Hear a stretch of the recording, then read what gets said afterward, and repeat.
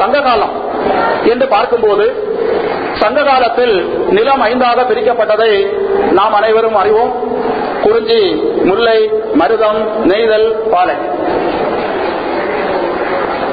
இந்த அமைப்பிற்கு நெய்தல் அமைப்பு என்று பெயரை கேட்டவுடனேயே சற்று ஆச்சரியமாகவும் பூரிப்பாகவும் இருந்தது.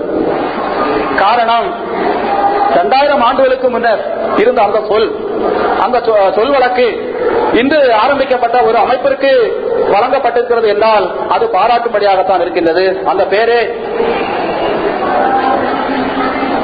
இந்த நெய்தல் பகுதியில், அதாவது நெய்தல் பகுதி என்பது சங்க இலக்கியங்களில் குறிப்பாக மீனவர்களை குறித்த பல செய்திகள் சங்க இலக்கியங்களான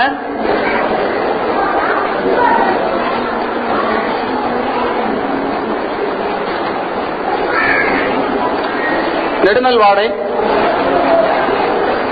திருமுருகாற்றுப்படை, புறநானூறு, அகநானூறு போன்ற இலக்கியங்களில் மீனவர்களை குறித்த அரிய செய்திகள் பல உள்ளன.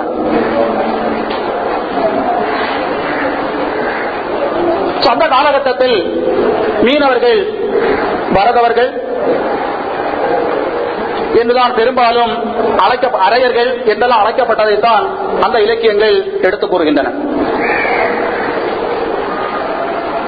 இந்த முக்குவர்கள் என்று சொல்லக்கூடிய இந்த பதம் அதற்கு பின்னர் தான் புழக்கத்திற்கு வந்திருக்க வேண்டும் என்று சிலர் கூறுகின்றனர். இந்த சங்க காலத்தில் வாழ்ந்த சில புலவர்கள், குறிப்பாக நக்கீரர்,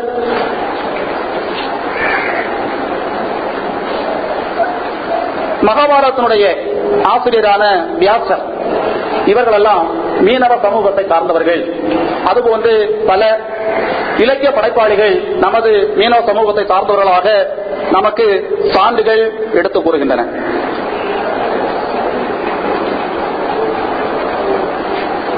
அதற்கு பிறகு மிஷனரிகளுடைய வருகை. சென்ட் தாமஸ் கிபி 52ஆம் ஆண்டு கிராங்கனூர் வந்திறங்கியதாக வரலாற்று ஆசிரியர்கள் கூறுகின்றார்கள். மாற்று கருத்துகளும் இருக்கின்றன. அவரால் கட்டப்பட்ட சில வழிபாட்டு தலங்கள், அவரால் முயன்று முடிவு பெறாத சில வரலாற்று தலங்கள் அல்லது கோயில்கள், அந்தணர்களால் அவர் சாகடிக்கப்பட்ட அந்த இடம், அவருடைய சடலம் வைக்கப்பட்டிருப்பதாக கூறக்கூடிய மயிலாப்பூர், இவைகள் எல்லாம் சென்ட் தாமஸ் இந்தியாவிற்கு வருகை புரிந்ததற்கான அடையாளங்கள் அல்லது ஆதாரங்கள் என்று கூற வேண்டும். இந்த சென்ட் தாமஸ் கிராங்கனூர் வந்த பிறகு கடற்கரை வழியாகத்தான் இவருடைய பயணம் அமைந்ததாக வரலாற்று செய்திகள் கூறுகின்றன. அந்த தருணங்களில் மீனவ சமூகத்தினர் புனித தோமையாரால் கிறிஸ்தவ சமயத்திற்கு மாற்றப்பட்டதாக சில ஆதாரங்கள் கூறுகின்றன. ஆனால் அவர்களுக்கு முறையான ஃபாலோவர் கொடுப்பதற்கு அவரை தொடர்ந்து மிஷனரிகள் வராததால் அவர்கள் தொடர்ந்து தாங்கள் கிறிஸ்தவர்களாக வாழ இயலவில்லை என்று சில செய்திகள், வரலாற்று செய்திகள் கூறுகின்றன. இந்த புனித தோமையாருக்கு பிறகு இந்திய வரலாற்றில் ஒரு பெரிய மாற்றத்திற்கு காரணமானவர்கள் போர்ச்சுகீசியர்கள். அவர்களுடைய கடல் பயணம் 1498ஆம் ஆண்டு. இந்த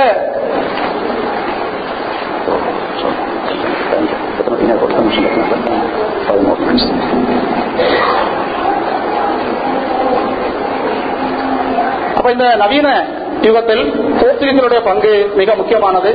வணிக நோக்கத்திற்கு இந்தியாவிற்கு வருகை புரிந்தவர்கள் சமய பரப்பு பணியிலும் ஈடுபடுவதற்கு மத குருமார்களை கொண்டு வருகின்றார்கள். 1502 இந்தியாவிற்கு இயேசு சபை குருமார்கள் 16ஆம் நூற்றாண்டில் மிக அதிகமாக வர ஆரம்பிக்கின்றார்கள். குறிப்பாக நமது இந்த பகுதியை, திருவனந்தபுரம், கன்னியாகுமரி மாவட்ட கடற்கரை பகுதி, கிழக்கு கடற்கரையில் கால்பிஷரி கோஸ்ட் தூத்துக்குடி பகுதியில், அதுபோன்று கோவா பகுதியில், இவருடைய சமய பரப்பு பணி விளைவாக மீனவ சமூகத்தை சார்ந்த பலர் கிறிஸ்தவ சமூகத்திற்கு கிறிஸ்தவ நலத்துக்கு மாறுகின்றார்கள். பிரான்சிஸ் சேவியருடைய போதனைகளை ஏற்ற இந்த நமது மீனவ சமூகம், நமது முக்குவ சமூகம் அன்று தங்களால் அதுநாள் வரை தாங்கள் வழிபட்டு வந்த வழிபாட்டு தலங்கள், சிலைகள் இவைகளை தூக்கி எறிந்து உடைத்துவிட்டு கிறிஸ்தவ சமயத்தை ஏற்றுக்கொண்டதாக ஆதாரங்கள் தெளிவாக கூறுகின்றன. இன்று அதுபோன்று ஒரு இந்து சமய சிலை உடைக்கப்பட்டால் அதனுடைய விபரீதம் மிக மோசமாக இருக்கும் என்பது நாம் அனைவரும் அறிந்த ஒன்றே. அன்று அது நடந்தது. அன்றைய மிஷனரிமார்களால் அல்லது Francis Xavier, John de Britto போன்ற சமய பரப்பு பணியாளர்கள் மிக சிறப்பாக பணியாற்றி முக்கூர் சமுதாயத்தினுடைய, பரதவ சமுதாயத்தினுடைய வாழ்க்கை முறையில் பல மாற்றங்களுக்கு வித்திட்டு சென்றார்கள். தன்னலமற்ற பொதுநல நோக்கோடு மக்களோடு மக்களாக ஒன்றிணைந்து வாழ்ந்த அந்த சமூகத்தினர், அந்த மிஷனரிகள் இந்த சமூகத்தினுடைய மேம்பாட்டிற்கு ஆணித்தரமாக தன்னலமில்லாமல் பல தியாகங்களை அனுபவித்து செயல்பட்டவர்கள். காலம் கருதி மிக சுருக்குகிறேன். இந்த மீனவ சமூகத்தில் அல்லது முக்கூர் சமுதாயத்தில் ஏற்பட்ட தாக்கங்கள் என்று பார்க்கும்போது மிக சுருக்கமான சில செய்திகளை மட்டும் உங்கள் முன் வைத்துவிட்டு சில பாயிண்ட்ஸ் மட்டும். முக்கூர் சமுதாயத்தினுடைய மேம்பாட்டில் பல தாக்கத்தை ஏற்படுத்தியது 16ஆம் நூற்றாண்டில் வந்த மிஷனரிகள். அதனுடைய ஆரம்பம் என்று கூற வேண்டும். இயேசு சபை குருக்கள், பிரான்சிஸ்கன்ஸ், சில சண்டைகள் எல்லாம் நிறைய வரலாறுல உண்டு. அவர்களுக்கிடையே நடந்த சண்டைகள், அந்த பகுதிகளை நாம் செல்ல விரும்பவில்லை. திரும்ப ஜான் டி பிரிட்டோனுடைய கிழக்கு பகுதி சமய பரப்பு பணி ஓரியூரில் ரத்த சாட்சியாக மாண்டவர். அதற்கு பிறகு இந்த மிஷனர்களுடைய பங்கு இந்த சமூகத்தின் மேம்பாட்டில் மிக முக்கியமானதாக அமைந்தது. திரும்ப தாக்கங்கள் ஏற்படுத்தியது டாக்டர் வரையறையா கூறியது போன்று நைலான், மெக்கனைசேஷன் போன்ற துறைகள் போன்றவைகளால் ஏற்பட்ட மாற்றங்கள், குறிப்பாக இந்தோ நார்வேஜியன் ப்ராஜெக்ட்ஸ் 1960s ஒரு பெரும் மாற்றத்திற்கு, நம்ம சமூகத்தினுடைய ஒரு எழுச்சிக்கு, தொழில் ரீதியாக ஒரு பெரும் மாற்றம் ஏற்படுவதற்கு அந்த நிகழ்வு காரணமாக அமைந்தது. அதற்கு பிறகு தற்போது 20ஆம் நூற்றாண்டின் கடைசியிலும் 21ஆம் நூற்றாண்டின் ஆரம்பத்திலும் நமது மீனவ மக்கள் சாதிக்கக்கூடியவர்களாக மாறியிருக்கின்றார்கள் தங்கள் தொழிலில். நான் அது பற்றி உங்களுக்கு அதிகமாக கூற தேவையில்லை. திரும்ப ஏற்பட்ட மோசமான தாக்கங்கள் என்று கூறும்போது சார் குறிப்பிட்டது போன்று சுனாமியினுடைய தாக்குதல், அதனால் நடந்த கொள்ளைகள், இன்றைய கத்தோலிக்க திருச்சபையும் மீனவ சமுதாயமும் என்ற இன்றைய கத்தோலிக்க திருச்சபையும் மீனவ சமுதாயமும் என்ற முறையில், என்ற தலைப்பில் ஒரு நல்ல ஆய்வு மேற்கொள்ளப்பட வேண்டும். இன்று நமது திருச்சபை எந்த அளவிற்கு நமது சமூகத்தினுடைய மேம்பாட்டிற்கு பாடுபடுகிறது, ஒரு சயின்டிபிக்கான ஒரு ஸ்டடி நிச்சயமாக தேவை. அந்த ஸ்டடி என்பது ஆய்வுக்காகவோ அல்லது ஒரு பட்டத்திற்காக மட்டுமல்ல, உண்மைகள் வெளிச்சத்திற்கு கொண்டு வர வேண்டும். 16ஆம் நூற்றாண்டில் கிறிஸ்தவ மிஷனரிகள் ஏற்படுத்திய தாக்கங்களுடைய தொடர்ச்சி அல்லது இந்த 21ஆம் நூற்றாண்டில் எந்த நிலையில் இருக்கிறது என்பதை குறித்து நாம் தெளிவாக தெரிவதற்கு ஒரு வாய்ப்பு நமக்கு கிடைக்க வேண்டும். துணிந்து சொல்லக்கூடிய அந்த ஆய்வுடைய தொகுப்பு துணிந்து சொல்லப்பட வேண்டும். காரணம், நமது சமூகம் இன்று அனுபவிக்கக்கூடிய அவலங்கள், நமது நிறுவனங்கள் படக்கூடிய பாடுகள், வேதனைகள், திரும்ப பிரச்சனைகள் என்று வரும்போது நமது சமூகத்தினுடைய பிரச்சனைகள் என்று சிலவற்றை நான் அடையாளம் கண்டுள்ளேன். சரியான தலைவர்கள் அடையாளம் காணப்படாத நிலை இல்லை என்று நான் கூற விரும்பவில்லை. நல்ல தலைவர்கள் அடையாளம் காணப்படவில்லை. திரும்ப நாம் மிங்கிள் பிற சமுதாயத்தோடு நாம் புழங்காத நிலை, ஓனர்ஷிப், லேண்ட் ஓனர்ஷிப், கடந்த நூற்றாண்டு வரை அதெல்லாம் லேண்ட் ஓனர்ஷிப் என்றால் என்ன என்று நமது மக்கள் தெரிந்திராத காலம். இப்போது நாம் அதனை குறித்து நமக்கு ஒரு விழிப்புணர்வு வந்திருக்கின்றது.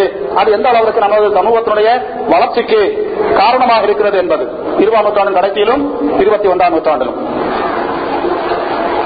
திரும்ப இங்கு நான் உங்கள் முன் வைப்பது மற்றொரு பிரச்சனை என்பது திருச்சபைதான். அது எந்த அளவிற்கு என்பதை நாம் விவாதத்திற்கு எடுத்துக்கொள்ளலாம். திரும்ப பார்கெனிங் பவர் நமக்கு இல்லை, அரசியல் ரீதியாக அது இல்லை. திரும்ப ஆர்கனைசிங் பவர் அல்லது ஒரு ஆர்கனைசேஷனல் லெவல்ல, ஒரு அமைப்பு லெவல்ல நாம் எல்லாம் ஒருங்கிணைக்கப்படவில்லை. அதற்கான ஒரு நாள் வர வேண்டும். அந்த நாளை ஆவலாக எதிர்பார்ப்போம். அதுபோன்று அரசாங்கம் நம்மை புறக்கணிக்கும் நிலை, நமது தொழிலுக்கு தக்க பாதுகாப்பு, தொழிலாளர்களுக்கு தக்க பாதுகாப்பு வழங்காத நிலை என்று பார்க்கும்போது அரசாங்கத்திடமிருந்து நமக்கு கிடைக்க வேண்டிய உரிமைகளுக்காக நாம் ஒருங்கிணைந்து போராடியாக வேண்டும்.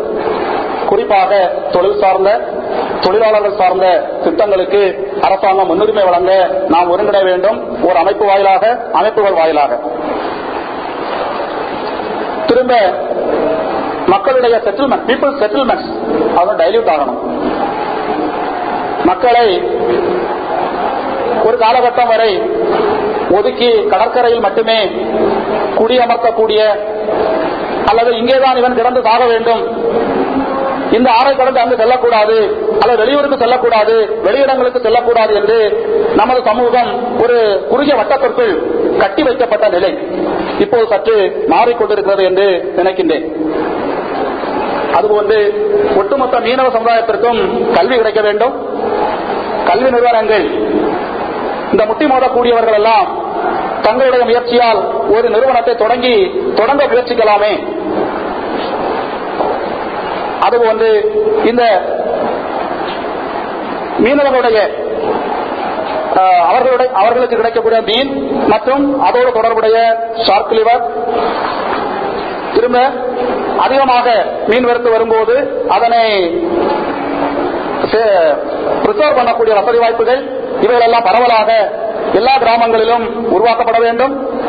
அதுபோன்று சமூகத்தினுடைய விழிப்புணர்வுக்காக பல திட்டங்கள் தீட்டி, அரசை நம்பி இருப்பதை விட நம்மையே நம்பி நாம் பல திட்டங்களை ஆரம்பித்து மக்களுக்கு வழிகாட்ட முடியும்.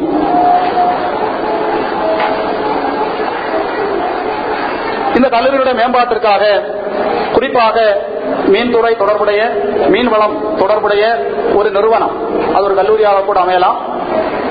பல நிலைகளில் இந்த மீன்பிடி தொழில் தொடர்புடைய உன்னத கல்வி, பட்ட அளவு, அதுபோன்று பாமரர்களும் அங்கு சென்று மீன்பிடி நுணுக்கங்களை விவாதங்கள் வாயிலாக, பயிற்சிகள் வாயிலாக தெரிந்து கொள்வதற்கான வாய்ப்புகள் உருவாக்கி கொடுக்கப்பட வேண்டும்.